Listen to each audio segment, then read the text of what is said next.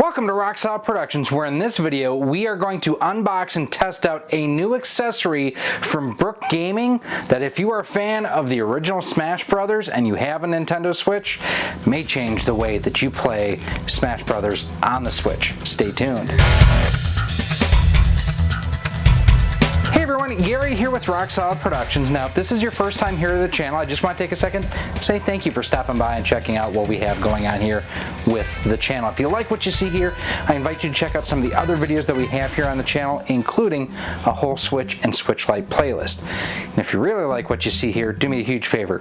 Hit that thumbs up button, hit that subscribe button, and hit that bell notification, and let me know if you are a Smash Brothers player, and if so, who is your favorite character. So, recently the folks over at Brook Gaming sent us this little package here. We've done some stuff with Brook in the past. If you're not familiar with Brook Gaming, they are the same crew that makes the awesome Nincade for both the NES Classic and the Super NES Classic that allows you to use wireless Bluetooth controllers with either of those systems. I will have those linked right up there for you. I can't wait to show you guys this. This is too cool, and one of the reasons why I have Smash, the original Smash on the Gamecube playing behind me, is because what Brook sent me is this guy here. This is their new dock for the Nintendo Switch, and as you can see, oh yeah, it looks like a Gamecube.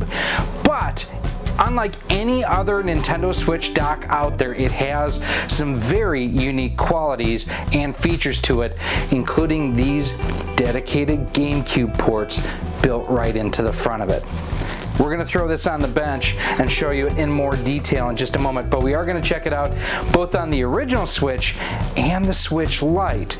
I mean, the whole idea behind this is so that you can use this controller while playing Smash Brothers or other games on your Switch natively without needing any other adapters. This does a few other things here too. So we're going to hit the bench, check it out, and we'll let you kind of see some of the features that's on it, because I think you're going to be pretty impressed. Let's go. So here we have the dock on our bench here, and Brook actually calls it the Power Bay. And one of the cool things about it, I mean, for me, it's just awesome, the fact you do have the GameCube controller ports right here on the front, USB ports here too.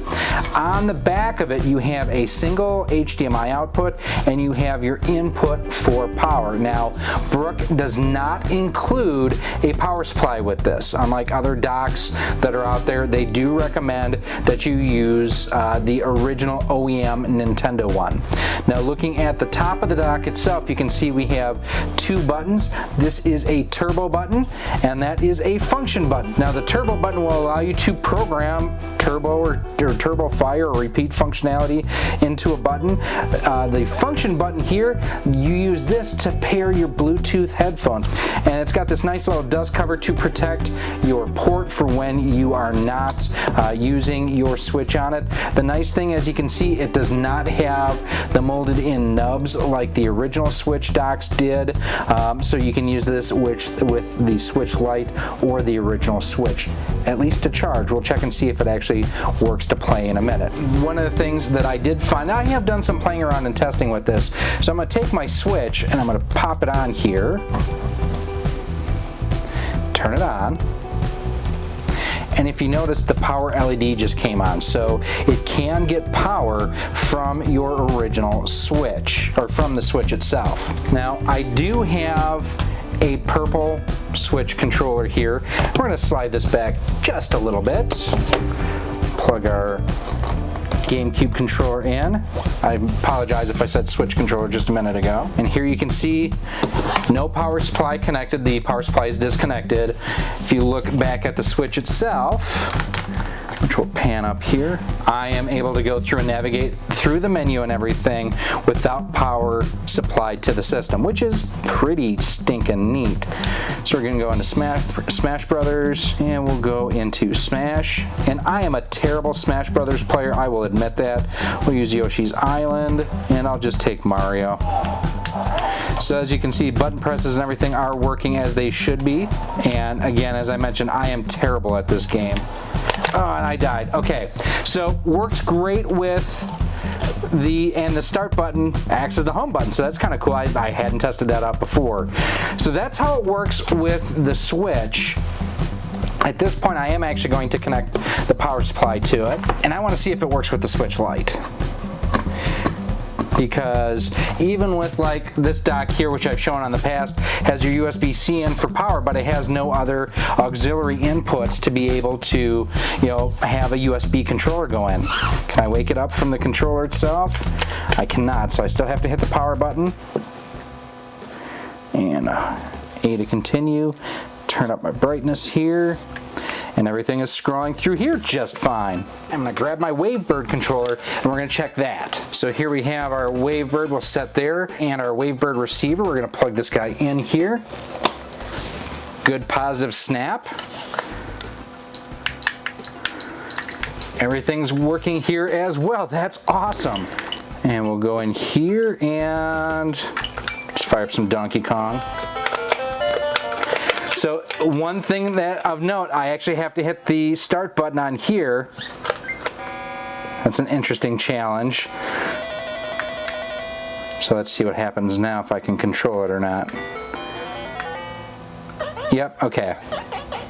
So I actually had to start the game by using the buttons on the system itself because start is home, but I should be able to remap that.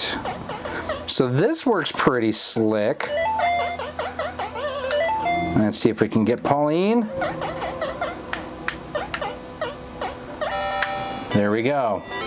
So what we're going to do now is we're going to pop out our Wavebird receiver. I'm glad to see that that works.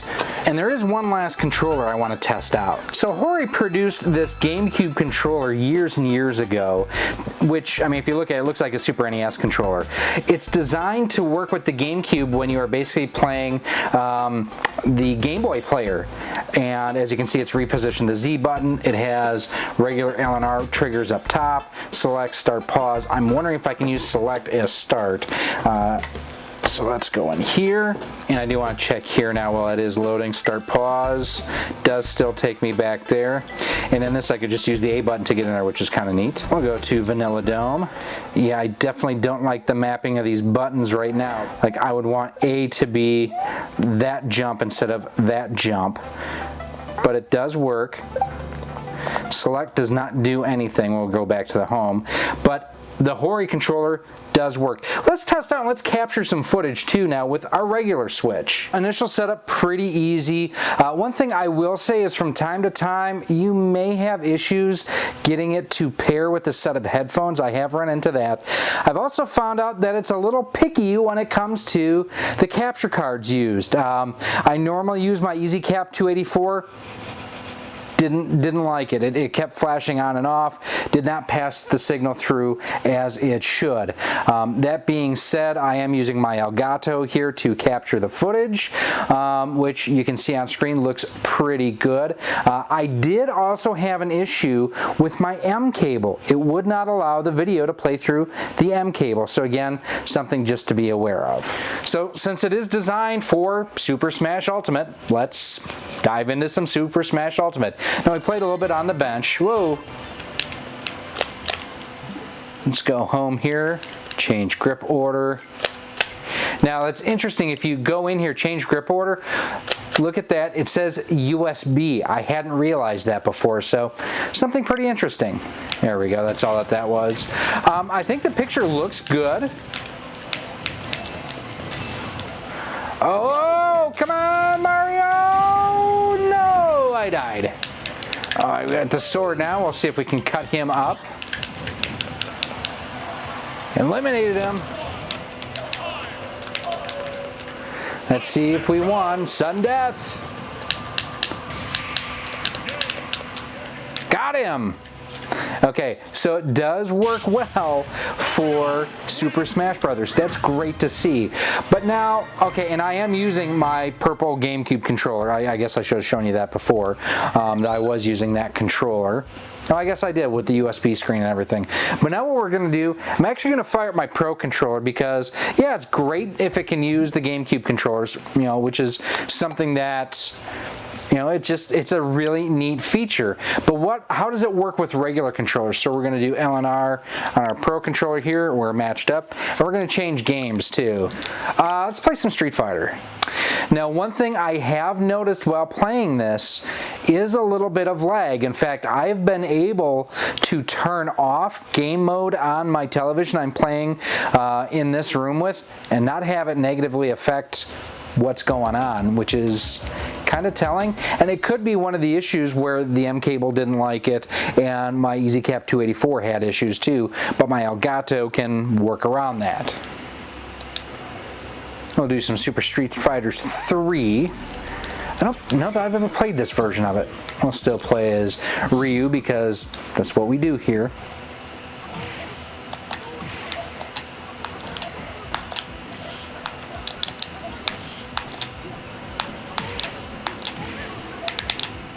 I was able to pick, basically I've been able to pull off all the moves really well, so if there is any lag or latency built into it, you know, it may be game specific, I don't know, but this is actually going really, really well. Got her! Pretty good, I'm digging it. I'm just spamming her with Hadokens right now. Ooh, that was an interesting move.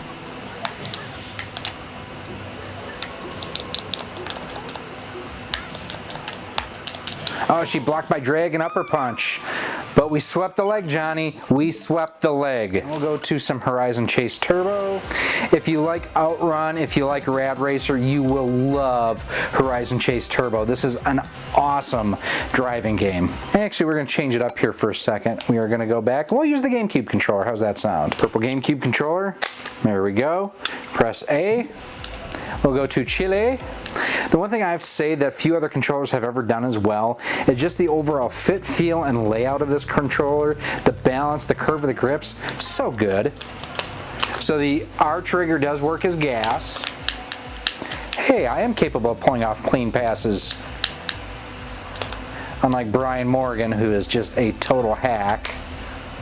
RC term there, by the way, guys, RC term.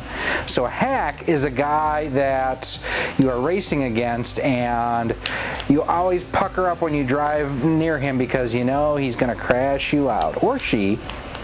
What I like about this class or this series on this game is the fact it reminds me, for many years I raced in the Tamiya Championship Series, and it was basically a thing where they had a number of different classes from like German touring car type stuff where you saw a lot of like Skylines and GTXs, or let's see, Honda, Acura, GTX. Was it a GTX? Anyways, but they also had a Mini Cooper class, and this reminds me of the Mini Cooper class. Pretty good. 1 by 11 seconds. That's pretty dang good. We'll try one more real quick. We'll go here to the home screen. We are not going to play Donkey Kong Country Tropical Freeze. You know what? Let's play the Castlevania collection real quick, because it'll be interesting what the button layouts and everything are like. But you know, we're going to actually go into the Japanese bonus versions. Or no, there it is. I'm going to just play Kid Dracula. If you've never played this game, I actually have it for the Famicom. Amazing game. Oh, I wonder if I'll be able to hit the start button, or if I can hit one of the other buttons. Yeah, I actually have to use my Pro controller to hit start. So I have to actually go to the home screen. I wonder, controller, change grip order. We'll go back to this one for a second.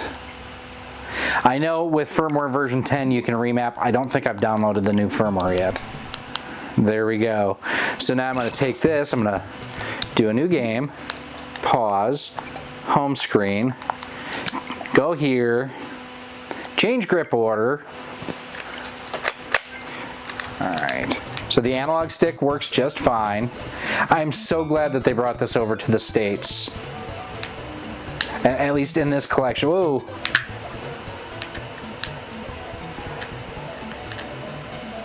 I'm going to take my time and get through here. Ooh. If you've never played this game, it's amazing, and just for the, you know, 15, 20 bucks, whatever this collection is on the Switch, just for Kid Dracula alone, totally worth it. And it's essentially a retelling of the original Castlevania game.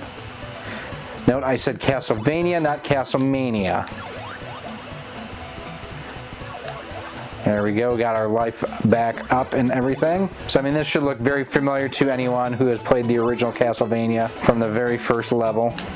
Even the music on this game is great too.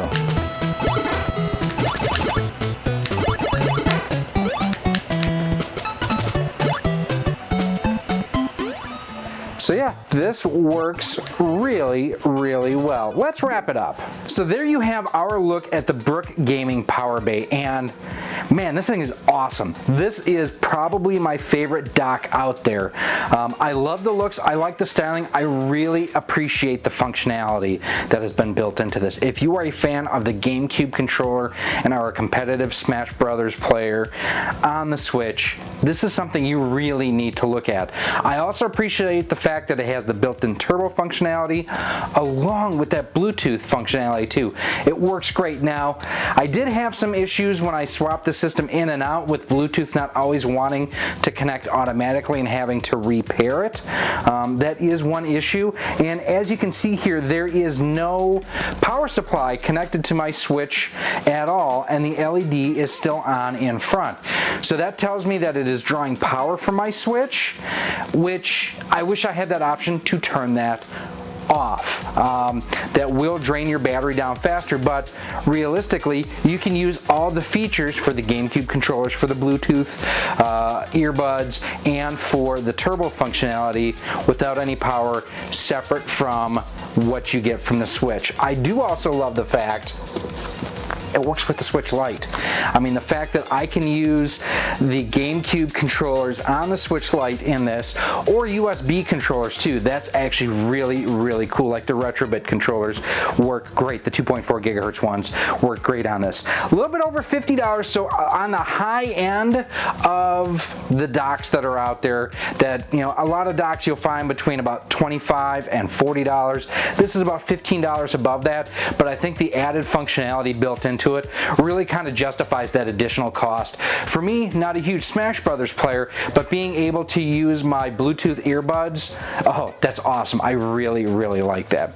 But these are just my opinions. Let me know what you think down in the comments. Now, we will have links to Brook's product pages and everything down below in a pin post. Make sure you check them out there too.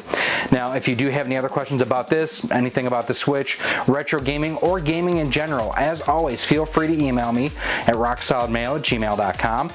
Hit me up on Twitter at RockSolidStudios. You can also visit our Facebook page at facebook.com/RockSolidProductions. And we are also on Instagram at Instagram.com/RockSolidProductions. Now, if you want to help support the future of Rock Solid Productions, get early and exclusive access to content that you won't find anywhere else from us, like for example, our Patreons got a look an exclusive video as I unbox this live on screen with them, head on over to our Patreon page at patreon.com/rocksolid. For as little as $1 a month, $12 a year, you get early access to all of our content, that exclusive content, and a whole lot more. You can also head on over to our Teespring store on screen right now too, where we have t-shirts, sweatshirts, hoodies, and more, all featuring the Rock Solid Productions logo on a variety of different retro style cartridges. If you're looking for any other accessories for your retro or modern video games too, you can also head on over to CastlemaniaGames.com, and the cool thing over there is he has a feature called Castle Cash, where the more you spend, the more you save and earn towards future purchases. The great thing too, Castle Cash, it's just like cash. So if you have $20 in Castle Cash, you have $20 to spend in the castle.